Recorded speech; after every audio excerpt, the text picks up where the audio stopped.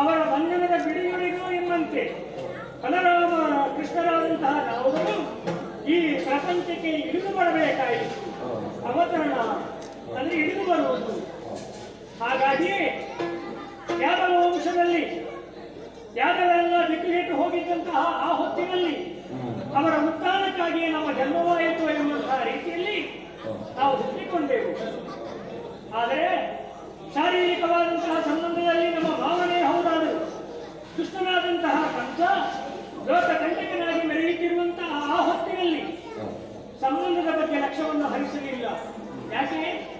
ಧರ್ಮವನ್ನು ಉದ್ಧರಿಸುವುದಕ್ಕೆ ಹುಟ್ಟಿ ಬಂದಂತಹ ನಾನು ಧರ್ಮವನ್ನು ಯಾರು ರಕ್ಷಣೆಯನ್ನು ಮಾಡುತ್ತಾರೆ ಅವರನ್ನು ಕಾಯಬೇಕಾದ್ದು ನನ್ನ ಮಹತ್ತರವಾದಂತಹ ಕರ್ತವ್ಯವೇ ಹೊಣೆಯೇ ಆಗಿದೆ ಎಂಬ ನೆಲೆಯಲ್ಲಿ ಕೃಷ್ಣನಾದಂತಹ ಆ ಮಾಮ ಕಂಸಾಸುರನನ್ನು ಬುದ್ಧಿ ಕೊಂದವ ನಾವು. ಹಾಗಾದ್ರೆ ಈ ದುಷ್ಟನನ್ನು ಕೊಲ್ಲುವಾಗ ಯಾವ ಸಂಬಂಧವೂ ನನಗೆ ಆಗುವುದಿಲ್ಲ ಅಥವಾ ಅದಕ್ಕೆ ಹತ್ತಿರ ಬರುವುದಿಲ್ಲ ಎಂಬುದು ಜ್ವಲಂತ ಸಾಕ್ಷಿ ಹೀಗೆ. ಆದರೆ ಅವನನ್ನು ಕೊಂದಂತಹ ಆ ಹೊತ್ತಿನಲ್ಲಿ ಆ ವಿಚಾರವನ್ನು ತಿಳಿದಂತಹ ಅವರ ಮಾವನಾದಂತಹ ಮಾಗದ ಅರ್ಥಾತ್ ಜರಾಸಂಧ ನಮ್ಮ ಮೇಲೆ ಹಗೆತನವನ್ನು ಸಾಧಿಸುವುದಕ್ಕೆ ಕಾರಣ ಮಾಡಿದ್ದ. 17 ಬಾರಿ ಅವನ ಬಳಿಗೆ ಹೋಗಿದ್ದೇವೆ. 18ನೇ ಬಾರಿಯೇ ನಮ್ಮನ್ನು ಓಡಿಸಿಕೊಂಡು ಬಂದ. ಅವನಿಂದ ತಪ್ಪಿಸಿಕೊಳ್ಳಬೇಕು ಎಂಬಂತಹ ಉದ್ದೇಶದಿಂದ ಗೋವಂತಗಿರಿಯನ್ನು ನಾವು ಏರಿಕೊಂಡೆವು. ಆ ಹೊತ್ತಿಗೆ ನಮ್ಮ ಸರ್ವನಾಶವನ್ನು ಮಾಡಬೇಕೆಂಬಂತಹ ಉದ್ದೇಶದಿಂದ ಮಾಗದ ಗೋವಂತಗಿರಿಯ ಸುತ್ತಲೂ ಬೆಂಕಿಯನ್ನು ಕೊಡಿಸಿದ. ಬೆಂಕಿ ಉಳಿಯನ್ನು ತಡೆಯಲಿಕ್ಕೆ ಸಾಧ್ಯವಿಲ್ಲದೆ ಅಲ್ಲಿಂದ ಸಮುದ್ರಕ್ಕೆ ಹಾರಿದೆವು ನಾವು. ಹಾರಿ ಸಮುದ್ರ ರಾಜ್ಯದಲ್ಲಿ ಅಡಗಿದ್ದಂತಹ ಭೂಮಿಯನ್ನು ಅದನ್ನು ಬೇರೆ ರೀತಿಯಲ್ಲಿ ಮಯವಿಷ್ಟೋಕರ್ಮದಿಂದ ಬೇರೆಯಾದಂತಹ ಒಂದು ನಗರಿಯನ್ನು ಅಲ್ಲಿ ಸೃಷ್ಟಿ ಮಾಡುವಂತೆ ನಾವು ಮಾಡಿಕೊಂಡೆವು. ಹಾಗೆ ಸೃಷ್ಟಿಯಾದಂತಹ ಆ ನಗರಿಯೇ ದ್ವಾರಕಾ ನಗರಿ. ಈ ದ್ವಾರಕಾ ನಗರಿಯಲ್ಲಿ ನಾವು ಕ್ಷೇಮವಾಗಿದ್ದೇವೆ. ಧರ್ಮ ರಚನೆಯ ಕಾಯಕವನ್ನು ಸದಾ ಮಾಡುತ್ತಾ ಇದ್ದೇವೆ ಎಂಬಲ್ಲಿಗೆ ಮನಸ್ಸಿಗೆ ಒಂದು ರೀತಿಯ ಸಮಾಧಾನ, ಸಂತೋಷ.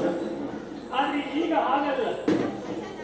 ಬೇರೆ ಕಡೆಯಿಂದ ಅಥವಾ ಬೇರೆಯವರು ನಮಗೆ ಶತ್ರುಗಳಾಗಿದ್ದಾರೆ ಎಂಬುದಾಗಿ ನಾವು ಆಲೋಚಿಸಿದರೆ ನಮ್ಮ ಎಣಿಕೆಯೇ ತಪ್ಪಾಗಿ ಹೋಯಿತು. ಯಾಕೆ? ನಾವು ಬೇರೆಯವರನ್ನು ನೋಡುವುದು ಯಾಕೆ?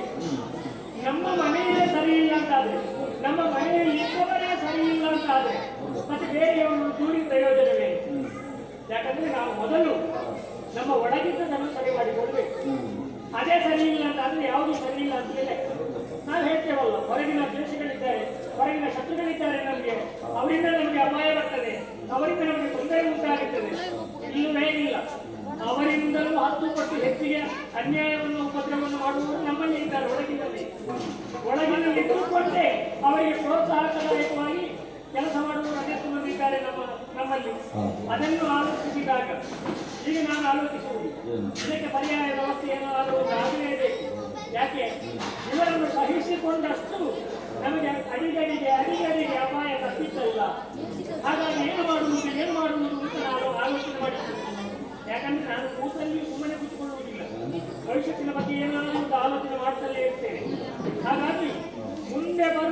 ಅಪಾಯವನ್ನು ತಪ್ಪಿಸುವುದು ಹೇಗೆ ಎಂಬುದಾಗಿ ಲೆಕ್ಕಾಚಾರ ಹಾಕುತ್ತಾ ಇದ್ದೇನೆ. ನಮ್ಮಲ್ಲಿರುವವರೆಗೂ ಮತ್ತೆ ಹಿಡಿಯಬೇಕು. ಈಗ ಆನೆ ಮದ ತುಂಬಿದಾಗ ಅದು ಮಾಡುವಂತಹ ಅನ್ಯಾಯ ಉಪದ್ರವಗಳನ್ನು ನೋಡಿದ್ರೆ ಸಹಿಸುವುದಕ್ಕೆ ಆಗುವುದಿಲ್ಲ. ಆವಾಗ ದೊಡ್ಡ ಹೊಂಡವನ್ನು ನಾವು ತೋಡಿರ್ತೇವೆ. ಯಾಕೆ? ಅದರ ಮೇಲೆ ಸೊಪ್ಪೆಲ್ಲ ಮುಚ್ಚಿ ಆನೆಯನ್ನು ಹಿಡಿಯುವುದಕ್ಕಾಗಿ ಕೆಟ್ಟವನ್ನು ನಾವು ಮಾಡ್ತೇವೆ. ಯಾಕೆ? ಅದರ ಮದವನ್ನು ಇರಿಸುವುದಕ್ಕಾಗಿ.